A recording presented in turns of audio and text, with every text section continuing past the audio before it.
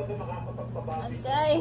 so maraming pangalan pa rin ang lalabas. So antayin natin yung mismong mga ebidensya na pwedeng ilabas din ito ng former speaker Martin Romualdez. Huwag natin kalimutan na ano siya, big player siya. Kaya nga parang ako nung nakikinig ako sa statement niya, apart from yun na, naisip ko nga na bakit nito. Masasabi ko naman magiging speaker.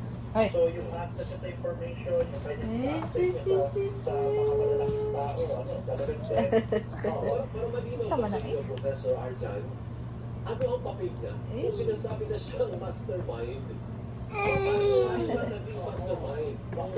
Anong kumpas niya? Una-una, wala siya dun sa small committee. Correct.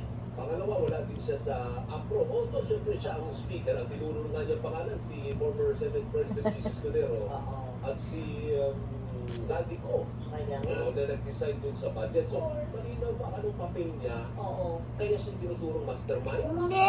Dahil lang sa influensya, dahil nga pinsan niya ang Pangulo.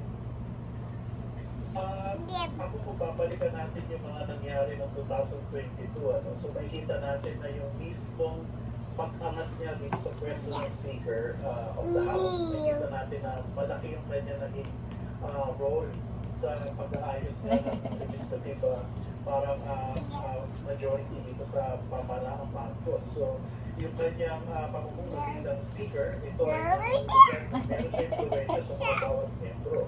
So, sa mga nagtatawa, nakita natin na naging punong mabalik sa pag-agenda ng Pangulo. So, parang mahirap na isipin na wala siyang role. Baby, ay baby din. Babalikan mo talaga yung mga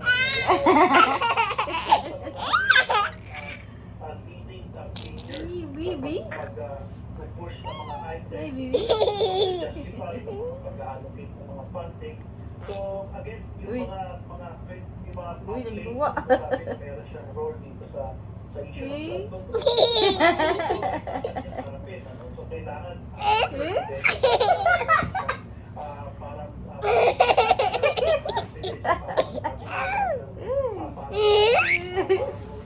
Ay, baby. Parang dapat natin dating Speaker of the House. So, yung kanyang statement, ito, simula na ito ang kanyang parang Basta naman kayo mong batoy? proseso na kung saan kailangan Change the clothes. mapatunayan na wala siyang dito. Abe, oh,